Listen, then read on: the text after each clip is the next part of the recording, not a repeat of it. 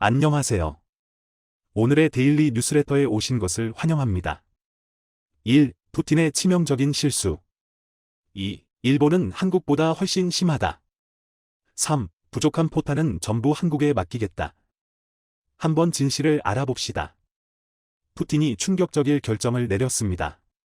이제부터는 우크라이나의 전쟁이 끝나도 한국산 수입을 전면 금지해버리고 전부 중국산으로 대체하겠다는 충격적인 발표를 했습니다. 오래전부터 러시아에 막대한 투자를 해온 현대차를 비롯한 한국 기업들이 너무나도 큰 타격을 받게 됐는데요. 자, 그런데 대반전이 일어났습니다. 그동안 한국산 스마트폰과 현대기아차를 타고 생활하던 러시아인들이 더 이상 러시아에서 한국산 제품을 살 수 없게 된 후 어쩔 수 없이 중국산을 사게 됐고, 중국산 제품들로 정확히 일주일 생활해보더니 이들은 믿기지 않는 일을 경험했습니다. 그러더니 1억 5천만 러시아인들이 갑자기 거리로 뛰쳐나와 푸틴 물러나라를 외치며 러시아 역사상 최초로 대국민 시위가 시작됐습니다. 그동안 아무리 전쟁을 일으켜도 80%가 넘는 높은 지지율로 인기를 하늘 높이 유지하던 푸틴. 한국산 수입을 전면 금지한 뒤 이를 모두 중국산으로 대체하자.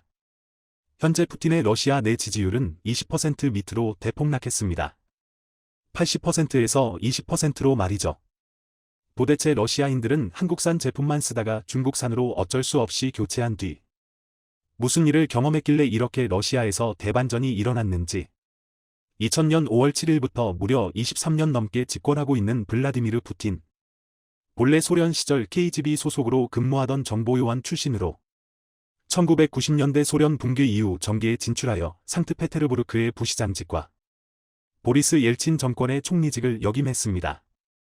1999년 12월 31일 보리스 옐친 전 대통령이 건강 문제로 사퇴한 이후 총리로서 대통령 권한대행 역할을 수행하였고, 이듬해 2000년 대통령 선거에서 승리하여 정식으로 대통령에 취임한 이래 현재까지 장기 집권을 하고 있습니다.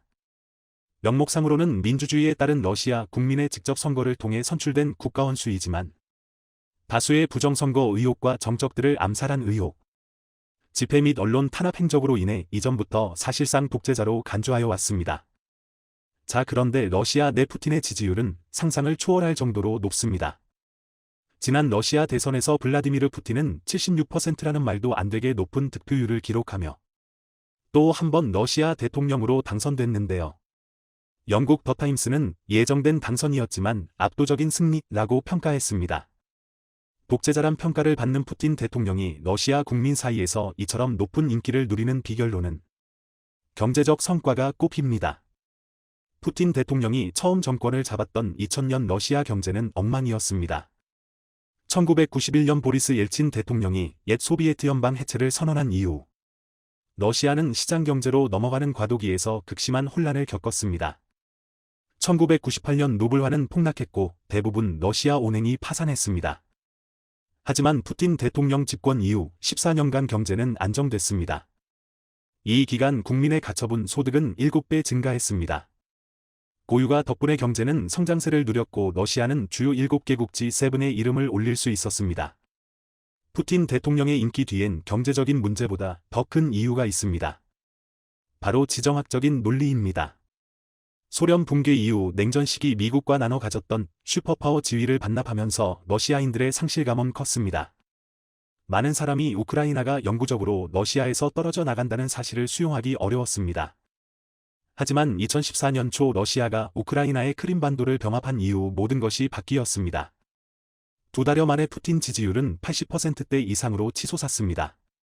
미국 싱크탱크 스트래트포는 크림반도 병합으로 러시아인의 자신감을 되살려줬기 때문이라고 진단했습니다. 저유가와 서방의 제재 여파로 2015에서 2016년 마이너스 성장을 했을 때도 푸틴 지지율이 타격을 입지 않았던 이유입니다.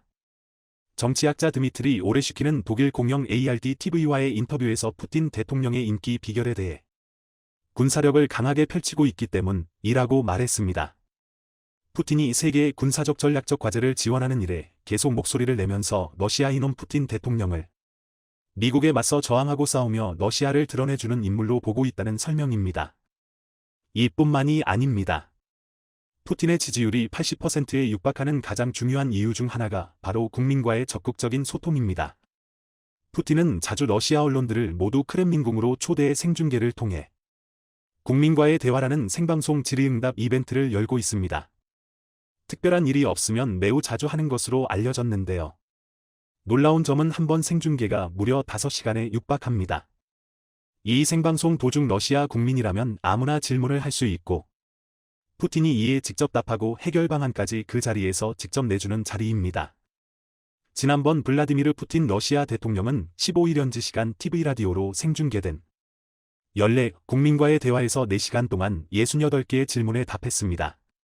무려 4시간 47분 동안 85개의 질문에 답했던 지난 2013년의 기록을 깨지는 못했지만 환갑을 훌쩍 넘긴 64세 지도자의 모습이라곤 믿기 어려운 체력과 지력이었다는 평가를 받고 있습니다. 국내외 정치, 사회 경제 스포츠 등 다양한 분야에 걸친 질문들에 구체적 사실과 수치까지 들어가며 자유롭고 확신에 찬 어조로 답하는 모습은 생방송을 지켜본 많은 러시아인의 감탄을 자아내기에 충분했습니다. 주민들의 어려운 민생 문제 해결과 도움 요청에 상황을 파악한 뒤 해결해주겠다라고 어김없이 약속하는 태도에서 국민의 어려움을 살피고 헤아리는 진정한 지도자의 이미지가 풍겨나왔다고 러시아 언론들은 극찬했습니다. 충격적이게도 러시아가 우크라를 침공한 이후 푸틴의 지지율은 더 많이 빠르게 올랐습니다.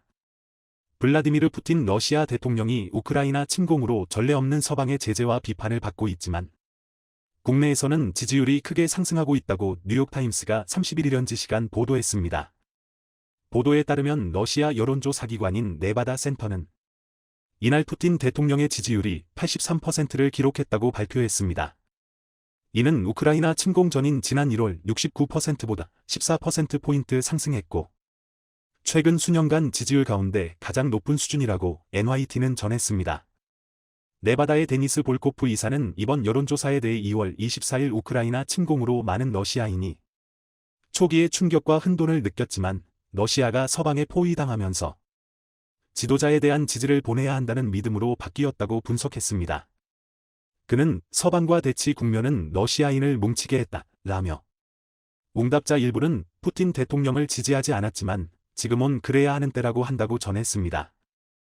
또 국제사회 모두가 우리를 반대한다. 푸틴 대통령이 우리를 막아주지 않으면 우리는 산채로 잡아먹힐 것이라는 생각이 깔린 것 같다라고 말했습니다. 자, 그런데 더 충격적인 점은 그동안 푸틴이 한국에 보복하겠다고 수차례 말했었는데 이번에 이들 시행에 옮겼습니다. 러시아 산업동상부가 병행 수입 허용 품목에서 삼성 스마트폰을 금지하는 방안을 추진하고 있습니다.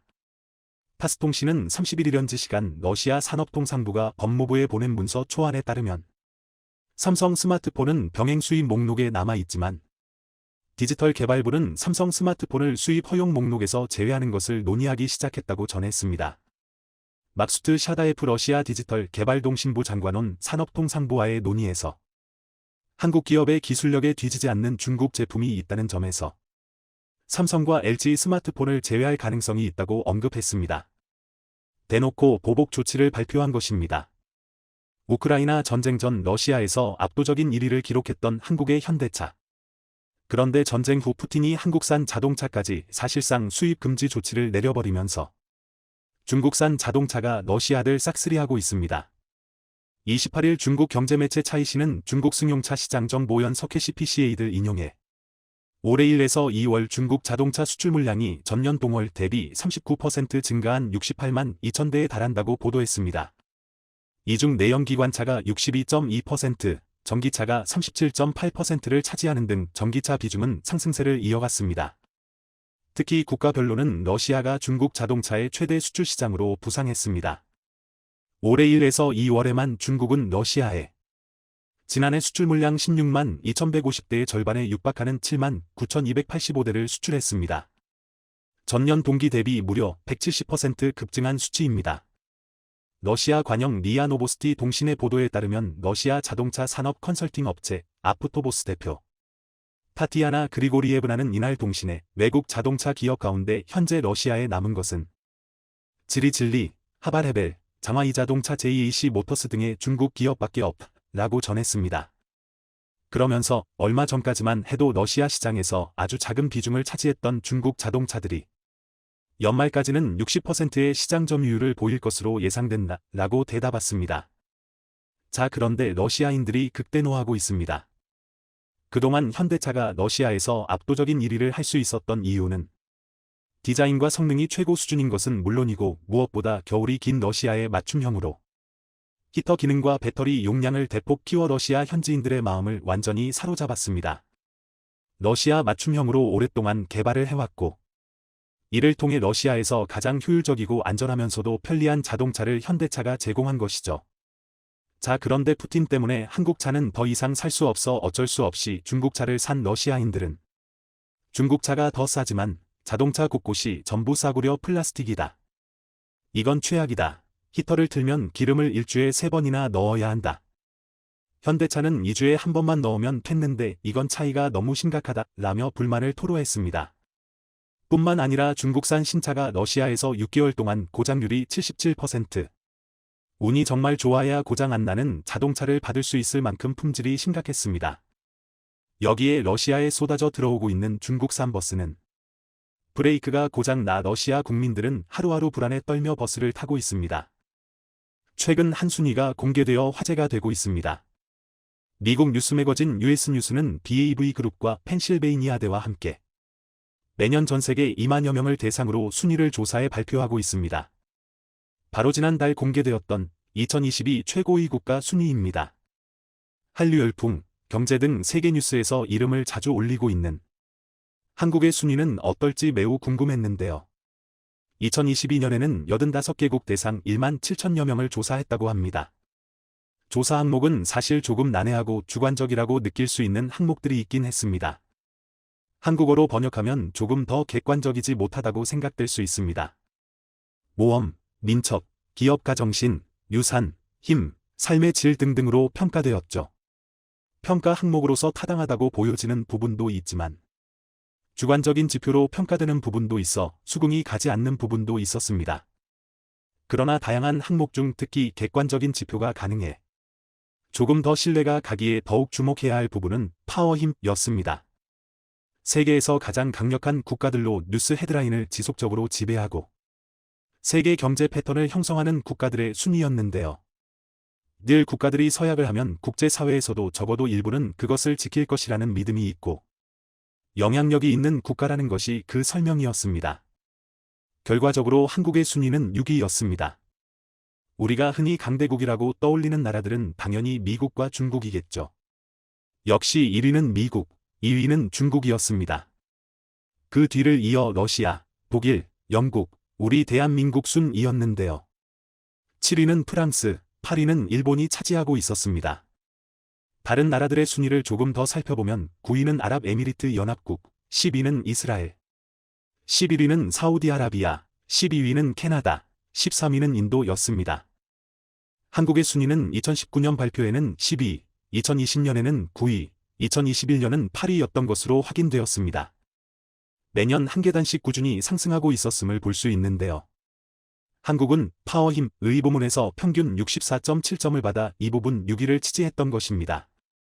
세부 항목 중에서도 수출이 강하다 84점, 경제적 영향력 79.8점, 강력한 군사 79.1점 등 높은 점수를 차지한 것으로 볼 수 있었습니다. 반면 리더 22.5는 다소 낮은 점수였습니다. 이 순위를 매년 조사하고 발표하는 매체는 한국의 성장을 인상 깊게 평가하고 있었습니다. 조사 설명에 따르면 한국은 1960년대 이후 계속해서 성장에 박차를 가하고 있으며 빈곤이 크게 감소하고 있는 나라라는 설명으로 시작하고 있었습니다. 더불어 서울에 주목을 하며 주요 수출품인 기술력과 자동차를 대표하는 삼성, 현대의 본사가 있는 곳이라는 소개를 했는데요. 한국 기업들이 한국을 대표할 정도로 크게 자리 잡고 있는 모습이었습니다. 그만큼 현재 세계적으로 한국 기업이 강세를 보이고 있다는 것을 알 수 있었습니다. 우리 한국은 현재 7번째로 큰 수출국이자 11번째로 큰 경제 규모를 자랑하고 있죠. 우리나라가 주로 높게 나온 부문을 살펴보면 최근 많이 이슈가 오르고 내린 분야로 설명할 수 있을 것 같은데요. 한국은 반도체, 전기차, 바이오 등 미래 산업의 핵심 가치라고 불리고 있는 산업 분야의 선두주자라 할 수 있을 정도로 강세를 보이고 있습니다.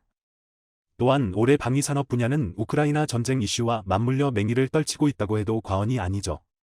이런 국제 정세를 다반영하고 있는 부문이 파워힘, 순위라고 봐도 무방할 것 같습니다. 세계 패권 다툼을 하고 있는 미국과 중국이 나란히 1위와 2위를 차지하고 있는 것을 봐서도 경제력을 대표할 수 있는 순위라고 볼 수 있는데요. 1960년 한국 전쟁 이후 황폐해졌던 곳에서 불과 60년 만에 눈부신 성장을 할 수 있었던 것에 모두 놀라고 있습니다. 그래서 한국의 성장을 더욱 눈여겨볼 수밖에 없고 6.15로 뛰어오른 한국을 견제하는 세력이 갈수록 늘어나고 있음을 최근 느낄 수 있습니다. 최근 미국의 IRA법, 반도체 과학법, 원전 수출법 등 여러 법안을 통과시켰던 행보는 전 세계적으로 우려가 될 정도로 자국주의를 향해 가고 있는 상황인데요. 중국 견제를 표방하고 있지만 반도체, 전기차 등 한국이 선도적인 분야이기에 한국의 위기를 가져다 주고 있는 부분이 추후 어떻게 작용될지 관심이 모아지기도 합니다. 세계 최고 강대국 사이에서 화두가 되어 세계 경제를 이끌어가고 있는 점은 정말 대단하다고 할 수 있는 부분입니다. 하루아침에 만들어진 경제 강대국은 아니죠. 이렇다 할 지하자원 하나 없이 국민 한 사람 한 사람이 오랜 시간 노력하며 이룬 결과라고 할 수 있습니다. 이번 순위를 보고 가장 기겁할 나라는 아무래도 일본일 텐데요. 일본은 한국이 점점 우위에 오르고 있는 사실에 대해 그간 수없이 부정하고 있었습니다. 그러나 부정하고 싶었던 사실을 최근 부정할 수 없게 되었죠. 그 정도로 격차가 벌어져 버렸기 때문입니다. 2020년 순위만 보더라도 한국은 9위를 차지하고 있었고 일본은 7위를 차지했습니다. 그러나 2년이 지난 이번 순위는 완전히 뒤집어진 상태입니다. 앞서 설명드린 대로 일본은 8위를 한국은 6위를 기록했기 때문입니다. 일본에서는 이건 너무 객관적이지 못한데? 아무리 우리가 요즘 경제 상황이 안 좋다고 해도 한국 아래라는 것은 받아들일 수 없어 라는 반응을 보였습니다. 별로 신뢰롭지 못하고 숫자는 숫자일 뿐이라며 순위 자체를 부정하고 있었습니다. 그도 그럴 것이 일본은 2019년 수출 규제를 하는 등 한국 경제가 급속도로 발전하는 것에 어떻게든 제동을 걸려고 했었는데요. 오히려 수출 규제를 통해 어려움에 직면해 있던 소부장 부분의 국산화에 성공하며 공급의 다변화를 시도할 수 있는 기회를 열어주었죠. 한국의 경제력을 인정하지 못하는 일본이 또 한 번 놀랄만한 순위도 함께 공개되었습니다. 군사력 순위였습니다. 일단 이지표상 현재 전쟁을 하고 있어서 인지 1위는 러시아, 2위는 미국, 3위는 중국, 4위 이스라엘 뒤를 이어 한국은 5위에 자리 잡고 있었습니다. 최근 폴란드의 대규모 수출이 영향을 미친 것으로도 보이는데요. K9 전차를 비롯해 대량의 무기 수출로 올해 연초에 목표로 잡았던 150억 달러를 넘어 200달러까지 가능할 것이라는 예상이 나오고 있습니다. 폴란드를 뒤이어 슬로바키아도 FA-50과 K2 구매를 희망한다는 의사를 적극적으로 밝히고 있고 루마니아, 말레이시아 등도 수출 계약에 한 발짝 다가갔다고 볼 수 있습니다. 호주, 노르웨이 등 무기체계 전환 사업의 최종 후보군으로 계속해서 평가를 받고 있는 곳도 다수 있습니다. 한국과 일본의 차이는 강력한 군대 부문에서 극명한 차이를 보이고 있는데요. 한국은 79.1점인 반면 일본은 25.3점을 기록하고 있습니다. 이 부문에서 격차는 점차 벌어질 것으로 보이죠. 일본은 결국 무기 수출마저도 한국의 패배, 반도체, 가전의 패배에 이어 방산업도 살리지 못해 라는 기사를 통해 일본의 현 상황에 대해 보도한 적 있었는데요. 패배라는 자극적인 단어를 먼저 사용하면서 자아성찰을 하고 있었던 부분은 굉장히 이례적이라고 할 수 있습니다. 최근 한국 방산의 두드러진 활약을 되짚어보며 일본 방산업계의 현실에 대해 한탄하는 내용이었는데요. 지난 8년 동안 일본의 방산 완성품 수출은 거의 한 건뿐이라고 직시하고 있었죠.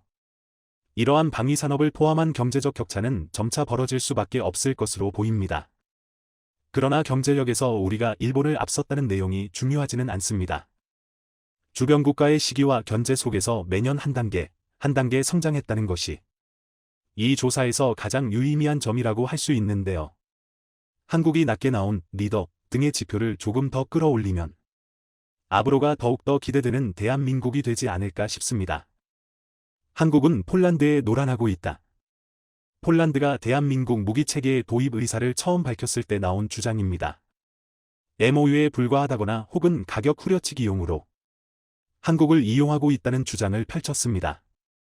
그러나 현재 폴란드발 방산 수출은 계약서의 서명이 마르기도 전에 대한민국을 향한 시기 질투와 반대로 폴란드의 마음은 오로지 진실뿐이었던 건데요.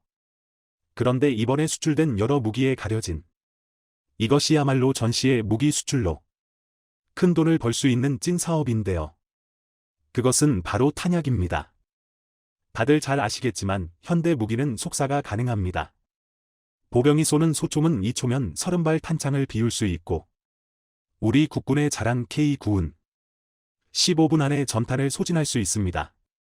물론 전술 교리상 실제로 그런 행동을 하는 일은 없지만 무기의 성능이 떨어져서 그런 것은 아닙니다. 탄약 소모가 엄청납니다. 일례로 러시아군은 우크라이나 전쟁에서 하루 평균 6만 발의 포탄을 쏟아붓고 있습니다. 심지어 이는 대구경 로켓탄이나 포탄을 기준으로 한 것으로 박격포나 소총탄은 하루에도 수백만 발씩 소모됐습니다. 그런데 이는 약과에 불과합니다. 대부분은 전쟁 개시 3일 만에 소모될 물자입니다.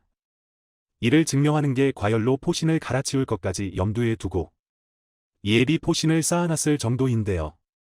이처럼 충분한 탄약은 전쟁의 승패를 가를 정도로 반드시 갖춰야 할 필수 자원입니다.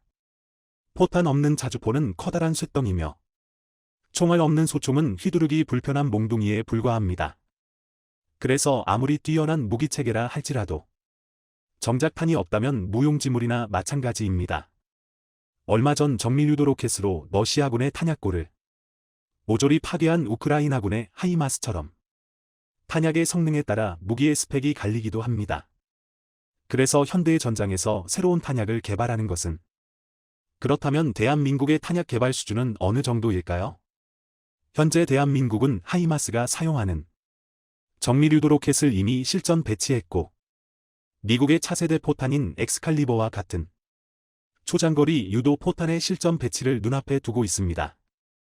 이 한 발 한 발이 적진을 초토화할 수 있는 엄청난 폭탄들인데요.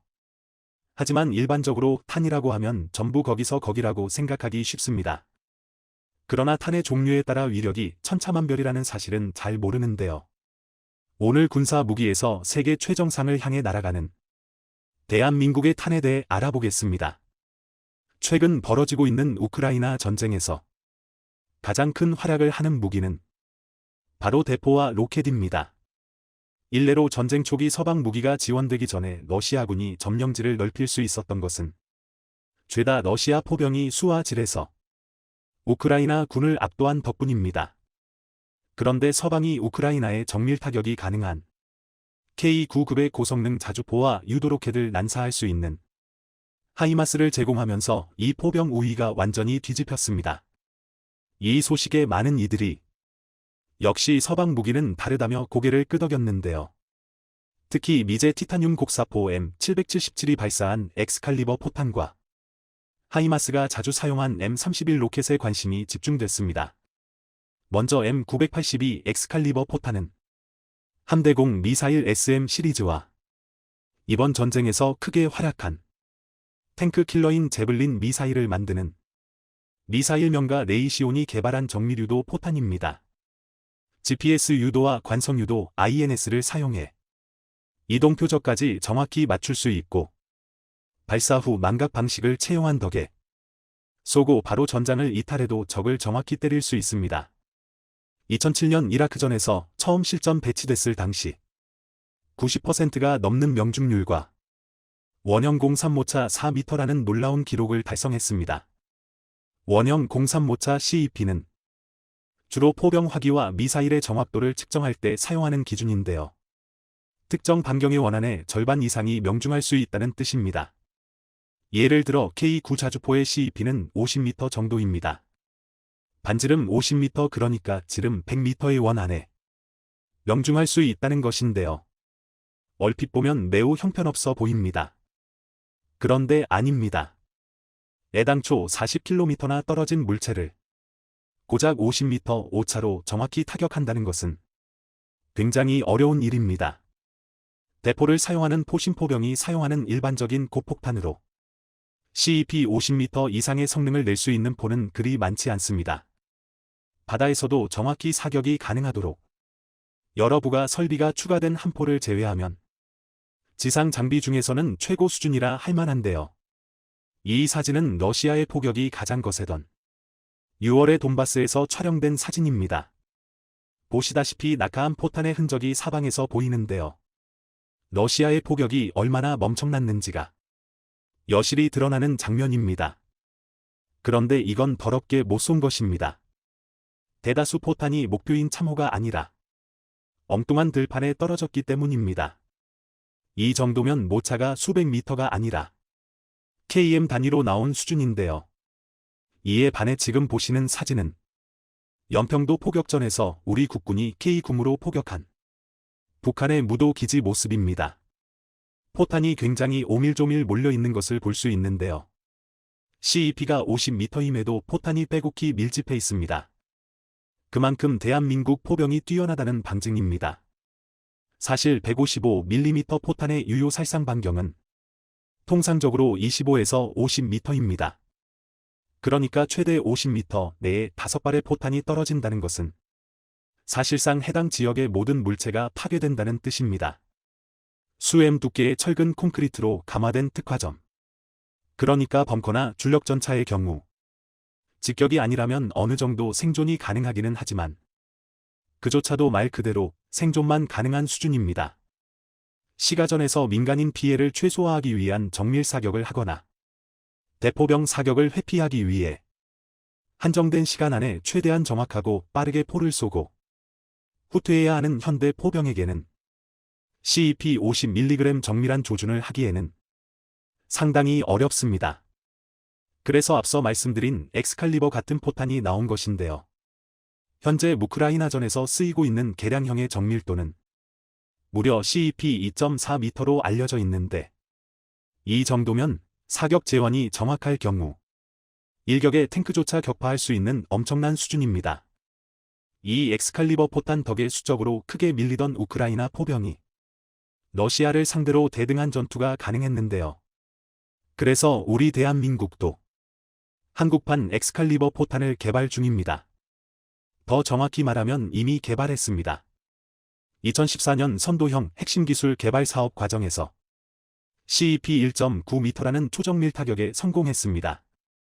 뿐만 아니라 39구경장 주포로 사용하는 엑스칼리버와 달리 52구경장 포신에도 포 GRI 사용할 수 있도록 설계되어 최대 사거리가 40km인 엑스칼리버보다 10km 이상 긴 사거리를 확보했습니다. 하지만 안타깝게도 양산에는 실패했는데요. 사거리 100km 급 차세대 포탄인 초장사정 활강포탄 GGAM을 개발하는데 예산을 몰빵했다가 사업이 폭삭 주저앉으면서 덩달아 정밀유도 포탄을 생산할 예산까지 날아간 것입니다. 포를 쓸 때 발생하는 강력한 충격에 활감할 때 사용할 제어 날개가 부러지는 것을 개선하지 못해 결국 사업이 취소됐습니다. 그래서 군은 사업 방향을 바꿨습니다. 사업이 망한 것은 어쩔 수 없으니 한국형 엑스칼리버를 58구경장 장포신을 사용하는 K9A3에서 사용할 수 있는 사거리 60km 이상의 슈퍼포탄으로 업그레이드하고 활감 유도탄 대신 덕티드 로켓을 사용한 로켓 추진 포탄의 개발을 시작한 것입니다. 이중 로켓 추진탄의 경우 미국이 XM1299 자주포용으로 개발 중인 XM1113 로켓 추진탄의 최종 목표인 사거리 130km를 노리고 있습니다. 하지만 이 정도로는 부족합니다. 당장 이번 우크라이나 전쟁만 봐도 그 사실을 알 수 있는데요. 이번 우크라이나 전쟁에서 우크라이나 군은 미군으로부터 공여받은 하이마스에서 M31 또는 GMLRS로 추정되는 정밀 유도 로켓을 사용했습니다. 일시에 6발을 쓸 수 있는 이 로켓의 구경은 무려 227mm에 달하는데 이 227mm 로켓탄은 155mm의 약 4배에 달하는 강력한 위력을 보입니다. 그래서 하이마스가 전장에 배치되자 M31탄의 최대 사거리 84km 안쪽에 위치한 러시아군의 야전 탄약고와 정비소, 보급기지가 초토화된 것입니다. 그런데 이 정도 로켓은 우리에게도 있습니다. 국군에서 한창 배치가 진행 중인 우리 군의 차세대 다면장 로켓 K239 천무에서 탄두 중량이 90kg이나 되는 239mm 유도 로켓을 쓸 수 있는데요. 단일 고폭탄두를 사용할 경우 60cmg 철근 콘크리트도 단숨에 깨어버릴 수 있는 매력적인 정밀 탄약입니다. 그런데 이렇게 강하고 정밀한 무기가 있음에도 한국은 안심할 수 없습니다. 바로 우리의 주적인 북한과 중국에는 400mm 구경 이상의 초대형 방사포가 다수 있기 때문입니다. 방사포는 다면장 로켓의 북한식 표현인데요. 이름만 방사포지 다면장 미사일 발사대라 불러도 손색이 없습니다. 당연한 말이지만 그만큼 사거리가 길고 위력도 강합니다. 우리 군에서는 이 무기가 300km 이상 날아갈 수 있을 것으로 추정하는데요. 이에 맞서 우리 군은 천무에 장착할 구경 600mm 전술지대지 미사일 KTSSM-2의 개발을 앞당기는 한편 400mm 유도 로켓 4발을 발사할 수 있는 천무1을 800 개발 중입니다. 두 무기 모두 300km 이상의 사거리를 확보할 계획인데요. 그런데 한국의 변화는 이게 끝이 아닙니다. 239mm 포탄에 유도 로켓을 달아 로켓의 사거리를 최대 300km까지 연장할 계획입니다. 만약 이 사업이 성공한다면 우리 군이 보유할 K239 300대가 동시에 사격할 경우 무려 3,600발의 239mm 유도 로켓을 일시에 평양에 퍼부을 수 있습니다. 이 정도면 다면장 로켓만 쏴도 전쟁이 끝나지 않을까 싶은데요. 그러나 이렇게 무시무시한 화력에도 불구하고 우리 군은 더 강한 화력을 원하고 있습니다. 그래서 새로운 탄약 개발에 큰 노력을 기울이고 있는데요. 그중 하나가 바로 열압력탄입니다. 열압력탄은 포탄의 폭발이 아니라 폭발로 생긴 압력과 열을 이용해 적을 제거하는 무기입니다. 폭발로 상대를 제압하는 고폭탄과는 그 구조가 다른데요. 좀 더 상세히 알려드리면 산화제가 들어있어서 화약이 빨리 그리고 강하게 연소합니다. 이 덕에 일순간에 생성된 가스와 화력이 집중되어 비교적 좁은 범위에 매우 강력한 포갑과 파편이 생성됩니다. 한마디로 한 방에 상대를 날려보낼 위력이 생긴다는 것입니다. 이에 반해 열압력탄은 산화제 없이 공기 중으로 열과 압력을 발생할 특수 면류를 살포하며 폭발합니다. 그래서 고폭탄에 비해 폭심지의 피해는 떨어지나 화염과 압력이 넓게 퍼져 지하시설 등에 숨어있는 적에게 큰 타격을 입힐 수 있습니다. 일례로 우크라이나 전쟁에서도 러시아군이 이 열압력탄을 사용하는 TOS-1A 브라티노를 이용해 시가지에 매복한 우크라이나 군에게 큰 타격을 입혔습니다. 튼튼한 철근 콘크리트로 지어진 덕에 155mm를 견딜 수 있는 빌라나 아파트라 할지라도 브라티노의 열압력탄 세례가 쏟아지면서 내부에 숨어있던 병력이 포감에 휩쓸려 전멸했는데요. 이렇게 위력적인 무기다 보니 금지 무기가 아님에도 불구하고 금지 무기라 착각하는 이들이 있을 정도입니다. 그리고 이 분야에서 우리 군은 러시아, 미국 등 열압력탄 개발 선도국들의 뒤를 쫓아 차세대 열압력탄을 개발 중입니다. 유독성이 높고 일정 시간이 지나면 내부 충전물이 굳어버리는 시우경과 같이 여러 문제가 있는 산화 프로필렌을 대체할 열압력탄용 연료 물질을 찾고 있는데요. 완성 이후에는 239mm 유도 로켓, 각종 국산 미사일의 열압력탄두 버전이 나올 것입니다. 탄의 종류에 따른 우리 군의 화력이 더욱 강력해지는 건데요. 차세대 탄 전쟁에서 대한민국이 또다시 승리하길 바랍니다. 영상이 도움이 되셨다면 구독과 좋아요 부탁드리며 오늘도 감사합니다. 최고로 멋진 하루 보내시길 바랄게요.